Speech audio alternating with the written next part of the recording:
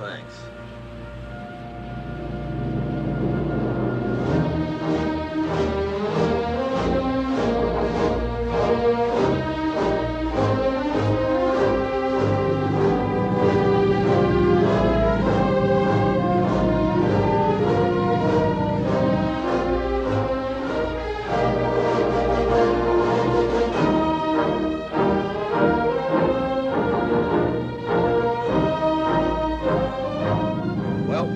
Time as any, Mr. Newman. Take her down to periscope depth. Yes, sir. Clear the bridge. Dive.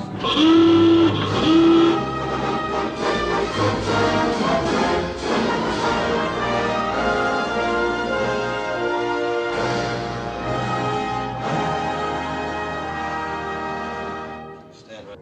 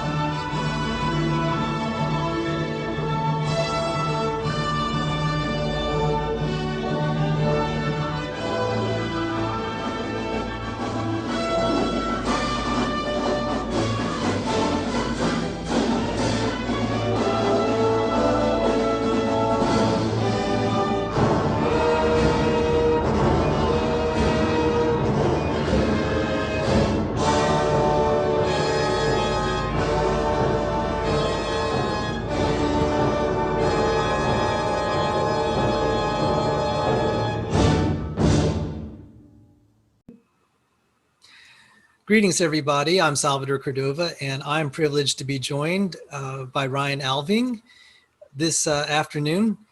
And we're just going to have a conversation about his background. I met him on Reddit.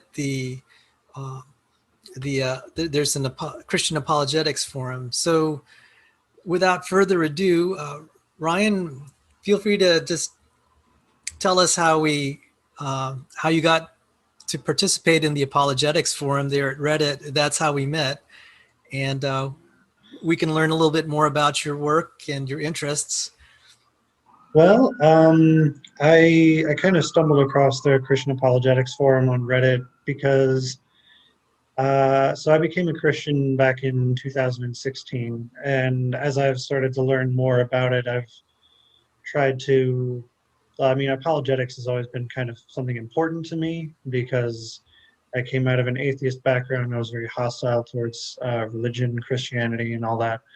So once I actually finally decided to get on Reddit, one of the first places I went was r/debate religion. And then that kind of led me to a whole bunch of different other places, Debate a Christian, Christian apologetics, religion, that kind of thing. And then I stumbled across your post where you linked to, I think it was a debate with Dapper Dino or something like that. I don't remember. Yes, on evolutionary fitness. Yes. And so I was listening to it, and I just, I don't know, I found myself feeling like it almost seemed like you guys were talking past one another to a point where I could see a way where both of your points could be made without having to sacrifice one for the other. Like you could hold both without needing to worry about it. And then I obviously started posting in the comments section to that effect. We got to talking back and forth, and now here we are. Well, the reason I was very interested in talking to you is my understanding is you have actually a biology degree. Yes, I just graduated from Virginia Commonwealth University. I got my bachelor's degree in biology, and I have a minor in chemistry as well. fabulous. I mean, I can't tell you how much I appreciate this particular video channel that I run, the Evidence and Reasons for the Christian Faith channel. I especially want to reach out to science students because from my experience, just my own personal experience, the more I studied science, I nearly left the Christian faith because one develops a very skeptical mindset, not in a bad way. Yeah. I know the kind of thing that you mean. It teaches you to look at everything from a mindset of skepticism. I mean, sometimes it can be taken to an extreme degree, but I think it is a helpful thing to learn to understand a lot of things. Yes, and it nearly after completing my third science degree and working as a professional engineer and scientist in the aerospace and defense industry, it was in such contrast to the way that what I had in church. It was very painful because in the engineering industry, it's customary to be skeptical even of your own self. You're especially skeptical of your own work. That's why you invite people to test and examine that you haven't made mistakes. And when I was at church, I said, that's not the environment where you test out ideas. And it made me feel really, really uneasy. So I put out this channel to let other Christians know that when they're going through the sciences, they may experience this, and it's just a place where I want to reassure them that there are other Christians going through the same. So now you said your family was your family not a Christian family, or? No, my family was essentially non-religious. I mean, some of my family on my mom's side, like aunts and uncles, are notionally Catholic, sort of like with that background, but not exactly practicing. But my immediate family has been non-religious my entire life. It was only I only started taking anything spiritual seriously at about the age of like 18 or 19, somewhere in that vicinity. And it was after I started taking it seriously and looking at things from a different perspective that I became a Christian. And it's interesting. It reminds me a little bit of what I know about Descartes, which he kind of pioneered this whole Cartesian doubt thing. Anything that can be doubted needs to be doubted entirely. And I had a sort of experience where I was breaking down my assumptions to the point where I got to essentially the same kind of place where he was, where, you know, I think therefore I am, but that's the only thing you can be certain about. And I broke down all the way to there, like lost all my materialist preconceptions, and then I had to build back up again, and that took me a few years. And so it was after I got to the end of that that I realized that God existed. And I've kind of, you might say that my views have evolved over time, which, but it's been an interesting journey, and it's made me reevaluate some of the ways that I look at the sciences, but not in a, not sure the right word for it. Like it has enabled me to see ways to reconcile faith and reason, if that makes sense. And you know, for me, when I nearly walked, I was raised in a Christian home, but at around age 40, I just about walked out of the faith because again, my scientific training, it's like we tend to trust things that we can test and understand. That's just, we tend to believe what we can understand, what we can control, what we can repeat in the lab.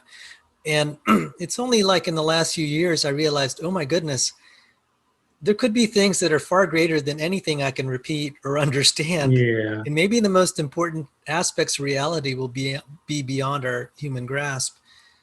And there might be some things that we just might accept on faith. Like, for example, the scientific method.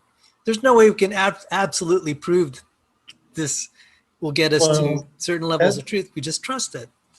That's actually something that I think is funny, though, is because science itself is an outgrowth of philosophy, which people then sort of take and set up on its own and then just sort of dismiss all of the other parts of philosophy that go along with it. But that's like, it was never meant to be something that you set up entirely on its own. You need to, like, it's one tool out of an entire toolbox that you're supposed to use in understanding the world. And when you sever it out, it's a little bit like, yeah, it's a little bit like chopping the roots of a tree. I mean, it'll keep going by itself for a while, but eventually it's going to wither. You do need the rest of the stuff as well. Now, do you have a YouTube channel that you'd like to advertise? I'm happy to I advertise. try not to go too much into things like self-promotion with that. I just figure whoever needs to be there, God will bring them, and I'm just gonna whatever. It's not something I even do very commonly. Okay. It's just mind. Well, I just offered that to That's fair. the guests. I'm happy to because they're so generous in giving me their time. I want to at least do something to reciprocate. In any case, just more talking technical things. I'm pleased to hear that you studied chemistry. Was that like a minor in your program? Yeah, I picked up a chemistry minor almost by accident, just with some of the electives and things that I was taking, and I don't know, it just seemed relevant. Which actually, I did better at that than I thought that I would. I've never been great at chemistry. It seemed like it was a lot of math, but yeah. Yes, I actually have not completed an organic chemistry course. I've taken graduate level Organic chemistry biochemistry. was some fun stuff right there. Yeah. So I'm actually having to relearn organic chemistry, even though I've learned lots of biochemistry without the organic, which was it handicapped me, but I was gonna say, that's an interesting route to take. I didn't know you could do that. well, you can't do it in a traditional university. I took my graduate studies in biology at the FAES graduate school at the NIH, which is an unaccredited school, but it's kind of funny. The Johns Hopkins University PhDs will be awarded class credits for going to this unaccredited school because it's taught by NIH researchers. And so a lot of the NIH researchers are not professional biologists. They may be computer scientists, physicists, mathematicians, etc. And they have to get a really fast crash course. And so the NIH says, we can't just not teach them, but yet it'd be unreasonable to kind of force them through a 3-year program of biology. They're already postdoctoral fellows. Yeah. So let's try to make a compromise. So that was the way that my curriculum was structured. They said, okay, we recognize that the students here are not going to probably have time to get through a traditional program, but we want to spool them up as fast as possible. So that's how I ended up taking, learning about, like, say, chromatin modifications even before I even had my first biochemistry class. That was a graduate level biochem. And I said, I told my professor, I said, I haven't had any chemistry since general chemistry like 30 years earlier. Oh, wow. And I haven't had cell biology. He said, oh, you'll be fine. And I had to study hard. I had to study hard. Had to study very, very carefully. So anyway, that's how I ended up. But the reason I brought up chemistry is I have easier conversations with biologists that have a strong chemistry background, or at least stronger than just, I don't have such good conversation flow with, say, the pure evolutionary biologists that, didn't even. Yeah. So I can understand that. I think there might be something about having a very specific focus that kind of narrows your perspective in an unfortunate way. Like if you spend a long time thinking only within certain lines, I think that actually can cause you some issues. I think having at least a mild amount of like interdisciplinary stuff, I think it can help you to like switch between different frameworks, I guess.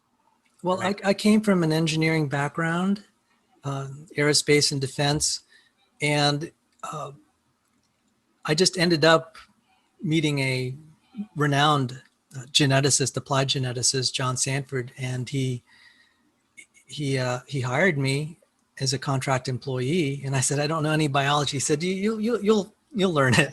You'll learn it. And now looking back, I realized that he was really looking for someone with a skill set that was in the engineering field. He's always been kind of an out of the box thinker, and a lot of his relatively recent research, like the last 20 years, he's gotten people that were physicists, engineers, fluid dynamicists, computational guys, not just traditional biologists. And I find that is kind of the mix of a lot of research teams that do cell biology. There's a mix of physicists and math guys and engineers. And so my interest has been in molecular biophysics and systems biology. And I feel very, very comfortable in that, because they tend to look at biological systems as machines. Some people object to that philosophically, but well, I mean, you get right down to it. I've occasionally characterized the human body as the most sophisticated computer technology, optics, nanotechnology, and other kinds of things put together all into one thing. I mean, we are, on a physical level, there's not a whole lot of difference between us and machines. I mean, when you think about the molecular machines within our cells, they're functionally identical to any theoretical nanotechnology that we could develop artificially. I mean, it's basically technology. Well, we're on the same page. There has been, I just saw this. Let me see if I still have it.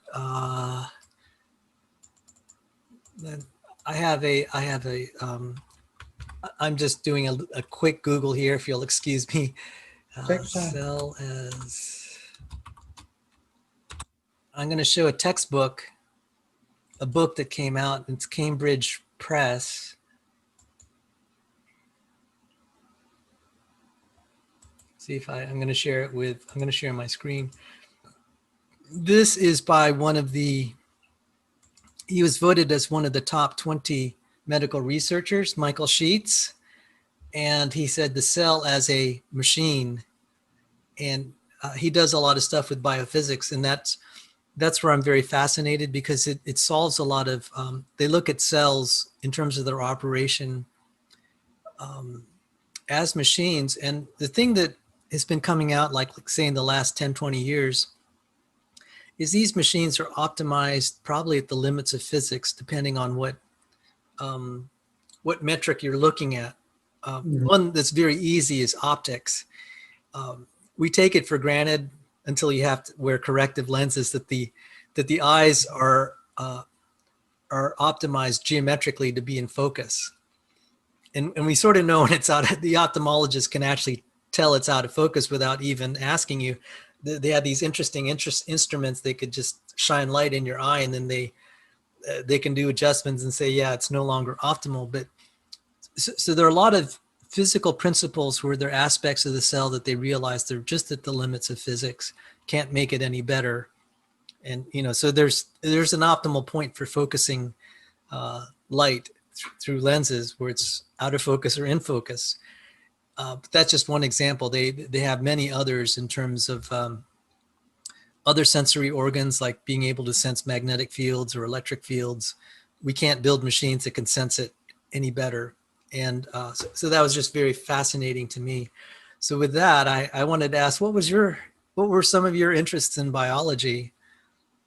Well, one of my main interests in biology is genetic engineering, because my thought is, and this is kind of, I'm obviously very far from being able to hit any of the goals that I have with that, but what I do have ideas about using genetically modified organisms to combat a whole host of problems, anything from anything from medical fixes for things, like gene therapies, things like that, but also things like, engineering organisms to solve ecological problems. I think that we can actually take a direct hand in that sort of thing.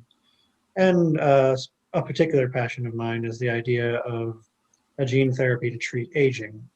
So I kind of I want to read up some more on what exactly are the genetic factors related to aging and how could we maybe, make some minor improvements, that kind of thing, just to maybe try and extend the lifespan, particularly the youthful lifespan, because a longer lifespan with a deteriorating body is not really something that anybody's particularly interested in. Yeah. Have you heard of Dr. John Sanford or his? The name sounds familiar. Oh, okay. So since you mentioned genetic engineering, he was a pioneer of genetic engineering in the 80s, particularly for agriculture. He was the inventor of the gene gun, which I don't know if I don't know how much in use it is in universities. Have you seen the ballistic? Hold on one moment.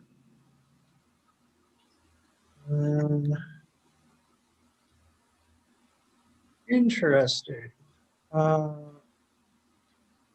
Gene gun. That's a curious little thing. I've never actually heard of that before. They didn't tell us anything about that. Well, a lot of genetic engineering is done with CRISPR-Cas9. Yeah. But for plants, the gene gun, you just basically take a gold bullet or some other substance, you put the DNA on it and shoot it into the cell, which is really, at the time, people thought it would never work. And I asked the inventor, Dr. Sanford, I said, wouldn't that blow apart the cell? He said, yeah, we blew up a lot of them in the process. He said a few of them would be able to take the DNA and incorporate it, which is really amazing that you could. I don't know that they were even able to they needed to pierce the cell nucleus. Somehow it would end up and get incorporated. And so that's interesting in and of itself.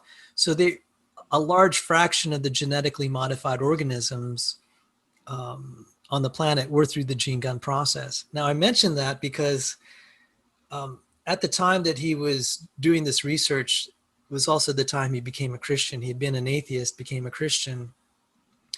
And through the process, he became a creationist, and he was looking at the issue of genetic deterioration over time.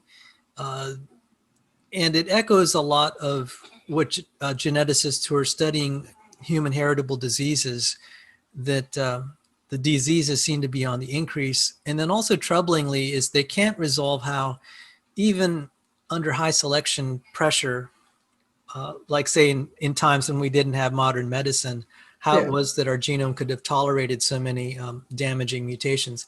That's actually what led to that discussion between me and Dapper Dino. We were talking about the meaning of fitness. And can you hold 1 second? One moment. So we were talking about Dr. Sanford and this thing called what they call mutational load. It's the situation where there could be so many mutations that natural selection is not actually able to weed out the bad. So even if we have a quote unquote beneficial mutation, if for every beneficial mutation you have 9 deleterious, there'll be a situation where there's just inevitable genetic deterioration. It's an outstanding question how well the actually somatic cells in the aging process might model this intergenerationally. So just suffice to say, I'm just throwing that on the table. I'm looking into it kind of in passing. So that led Dr. Sanford to, that was part of his journey to become a creationist. So he was a Christian evolutionist for like 10 years. And then he was recalling all of his graduate studies. And he said that was the one thing that his professor said, that's the problem of mutational load. So I'm just mentioning that. So I occasionally talk about it on my channel. And so to the extent you visit our channel, we do talk about technical things that are friendly toward the view of creationism, ID. So there are people that believe in intelligent design, but believe in universal common ancestry, like Michael Behe.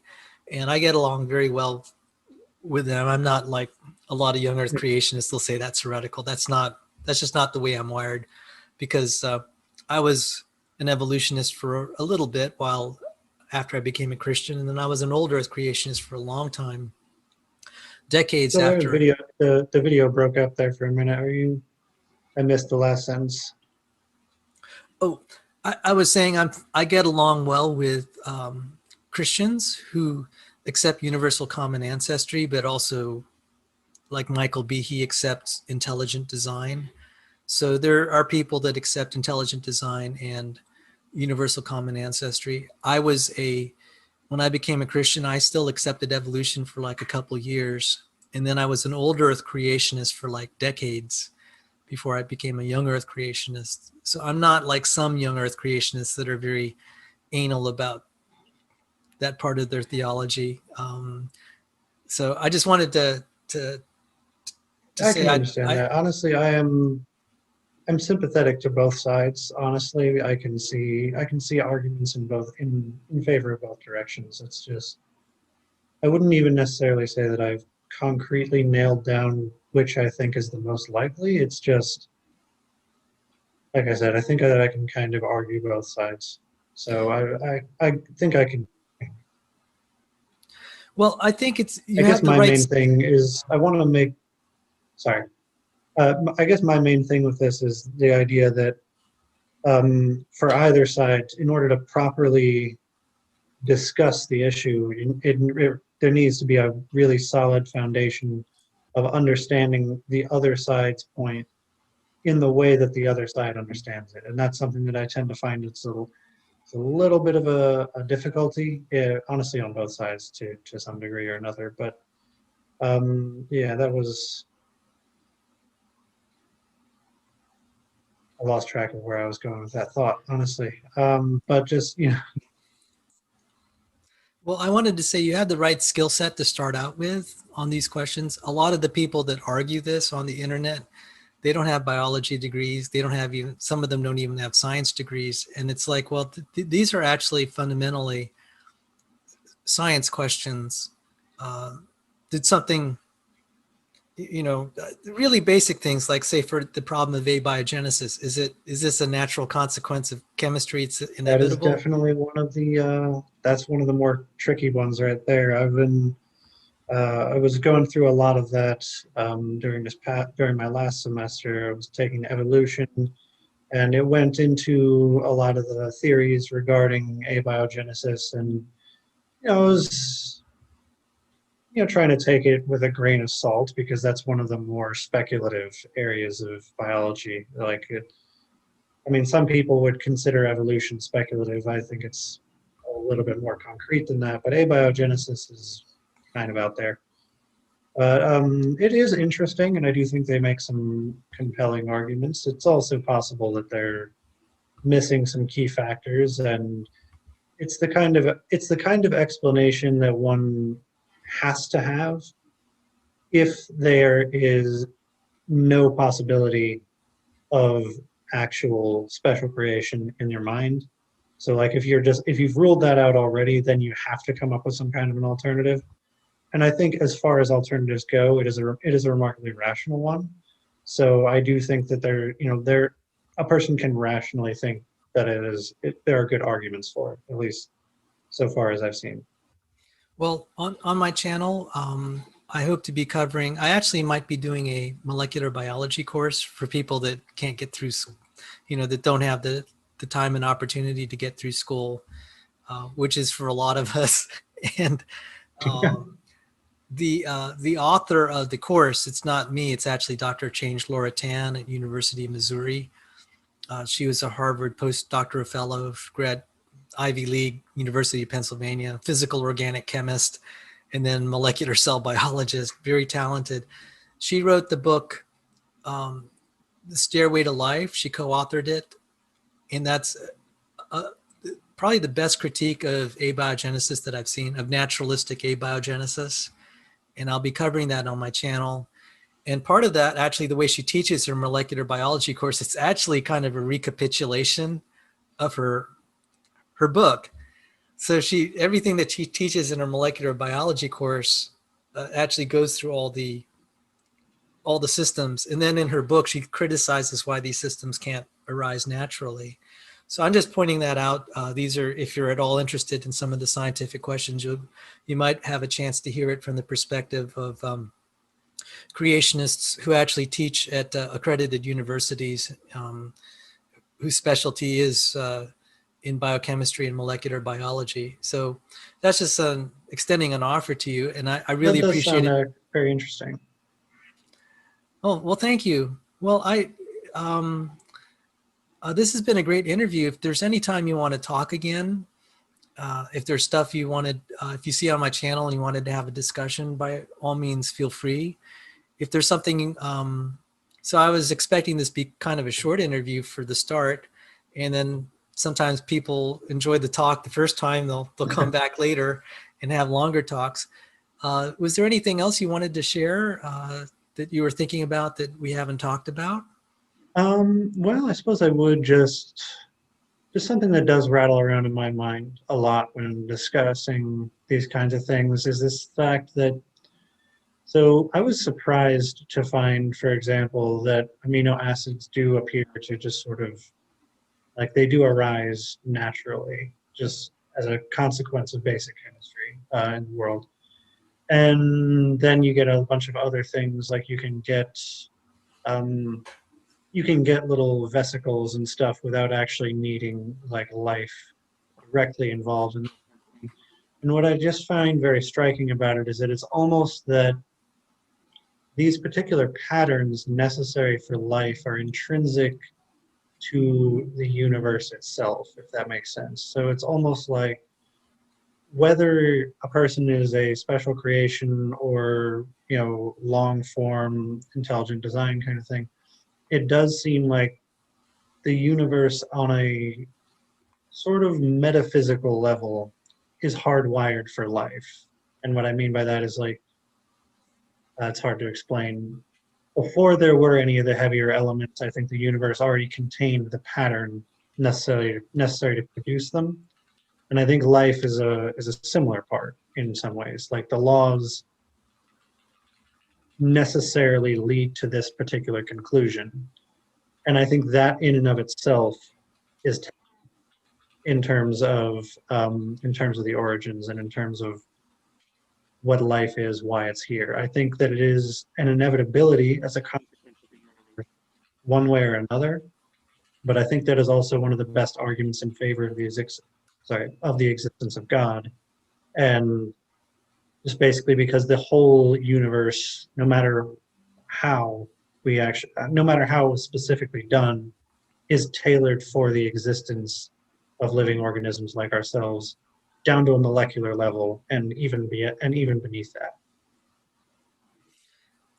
So that kind of covers the area of the fine tuning of the universe, and I think the thing that, just because of my interest in physics, I was kind of struck by the fact a few physicists said if we just take quantum mechanics, that leads to God.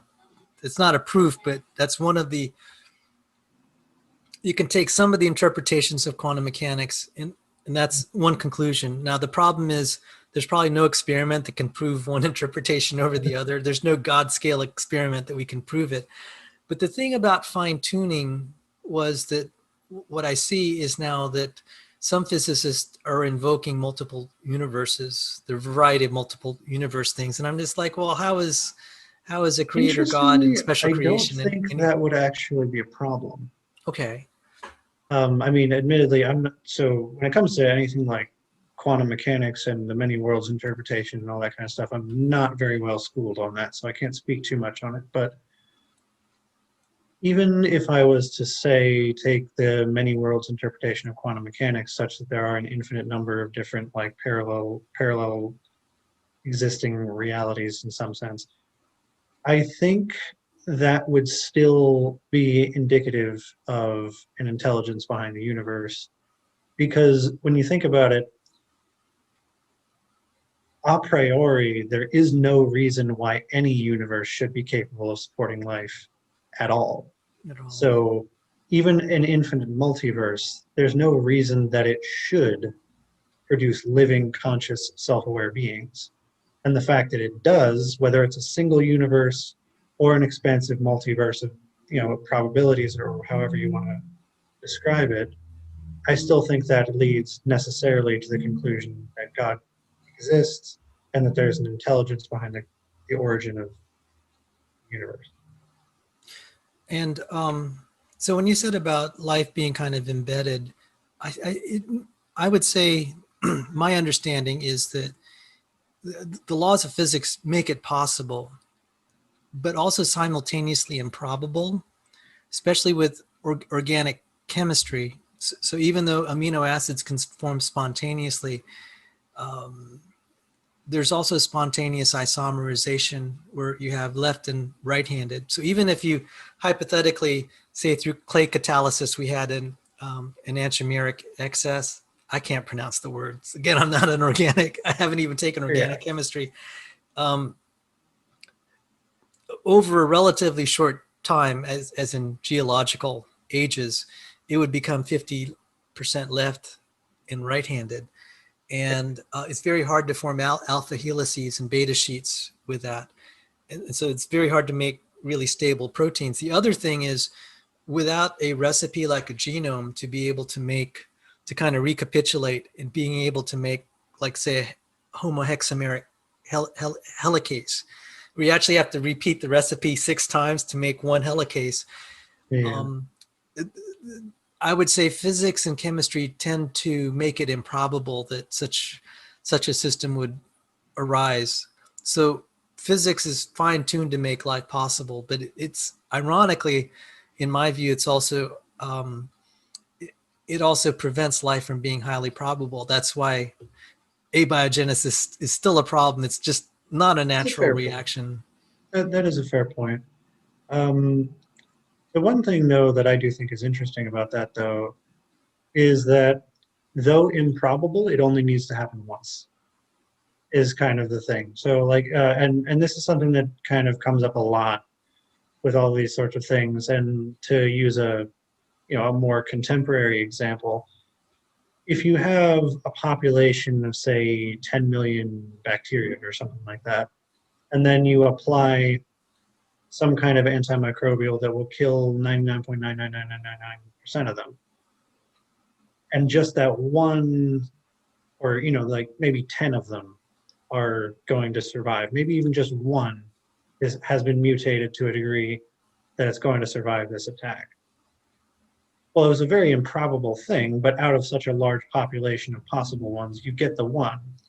And because it's a self-replicator, that one survivor actually will repopulate to a large degree, and then that mutation just survives and none of the rest do. So I can understand what you're saying about how the combination of physics and chemistry that we have makes life possible but improbable. But I also think that at the same time, sorry, hold on, give me 1 second. Oh, no problem.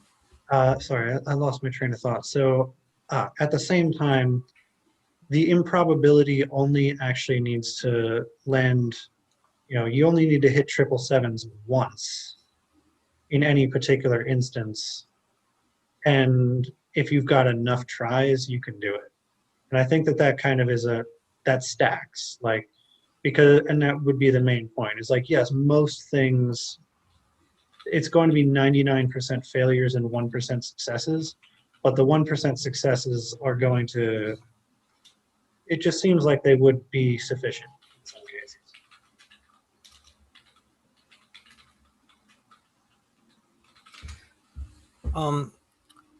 And for me, just the way that I have looked at it is, there might be an improbability that is far enough that I would regard it as a miracle.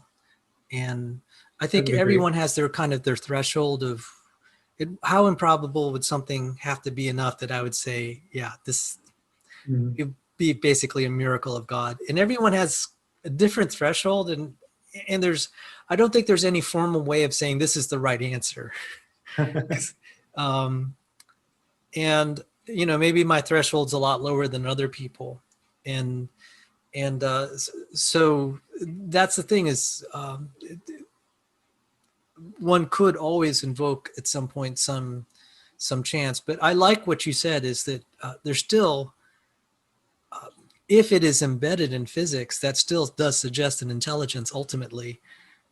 And the physicists have observed this. That they said the structure of the universe is also kind of like, well, there are almost infinitely number of universes where life would not exist at all. I mean, that's just a given. One of the compelling things I heard Luke Barnes say is that if it were not fine-tuned, the only chemistry at best you'd have, your periodic table would have one element, hydrogen. You're not going to be able to build anything interesting with that. The fact that we have organic chemistry makes it possible to build these machines. Mm-hmm. So I think the points you've made are also very compelling regarding the ultimate intelligence. So was there anything else you wanted to say? And I just make you this offer. If there are things we didn't talk about that we missed and you see my channel or there are other ideas you want to discuss, feel free to contact me and we can have another discussion. So I would absolutely love that. There's nothing else that I really wanted to get to right at the moment, and but I would like to say thank you again for having me on to chat. It's been a lot of fun, and I will probably take you up on this to come and talk again. That sounds wonderful. So thank you very much, and have a great afternoon. Take care, and God bless you. Thank you, and God bless you as well.